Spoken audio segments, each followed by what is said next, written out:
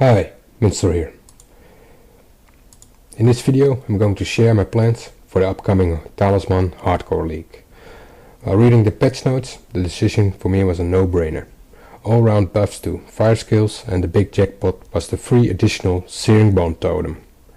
Without Ancestral Bond, the skill needed to make any decent totem build, you can now actually do damage yourself, and that means being able to leech while running a totem build. So no nerfing Soul Mantle is needed to pull that one off. Let's take a look at Searing Bond. Damage over time? Check. It's considered burning damage? Check. Things that do not work are spell damage? Check. And fire penetration?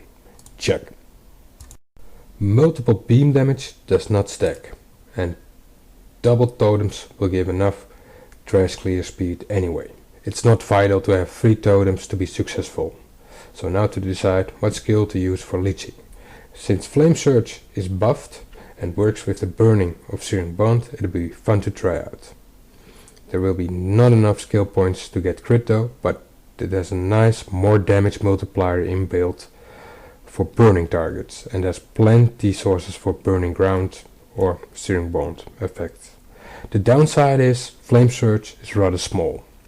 So the goals of the build are now set. Tanky, it's hardcore, and with Flame Surge will be rather close to targets. Double Searing Bond totem without Ancestral Bond for the trash mobs, and although we could use a different skill that has more range for safety and could potentially curse on hit, we're going for a big punch Flame Surge.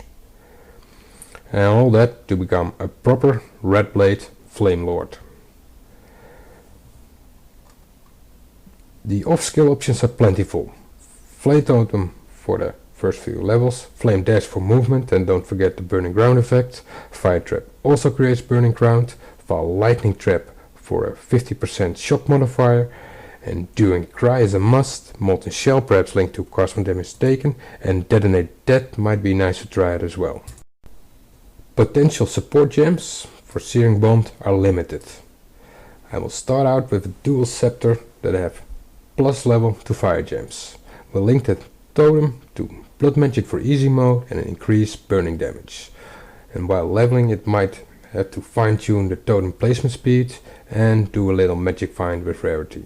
Late game Empower will be awesome, and there's a new gem called Rapid Decay. It has a more damage multiplier, so I will certainly keep an eye out for that gem.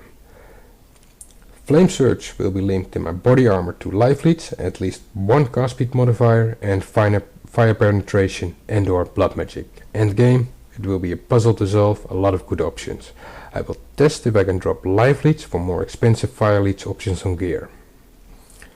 Available curses are plentiful. Since it's hardcore, I will definitely run one defensive curse, and I'm afraid I don't have enough space on my gear for curse on hit link option. So I'll start by trying out Blasphemy. That's the new Curse Aura support gem. I will link it to Temporal Chains and Flammability. When I have enough sockets, I'll try out 2 different setups. One with Enfeeble Arctic Armor and the other one Determination. The non-determination version will probably need a shield for enough armor. In the cosmic damage taken setup, I will try out the new skill called Wither, and that instead of linking Molten Shell to life leech. Wither is a chaos related spell, but the interesting thing about it for this Flamelord build is lowering movement of enemies. Perhaps combined with Temporal Chains and the chilled status ailment, it will lock down monsters like flies caught in a web. This leaves us with one remaining 4 socket item to fill up. Flame Dash is a must, and Doing Cry might go someplace else depending on my luck to get a high link item and depending on unreserved mana. And Fire Lightning Trap is awesome, and the more I'm thinking about Detonate Death, the less attractive it becomes. I've not finished the skill tree yet. It might be a basic Templar, but another good option will be the Marauder. Especially since if I manage to reach high level, I'd like to try out this new Amulet Implicit. Elemental damage conversion combined with a build like Righteous Fire that has a lot of maximum fire resist would be a very cheap option for extra damage mitigation. Alright, the puzzle goes on. I'll put the link for the tree later in the description when I finish it. Alright, later. Good luck with the Talisman League.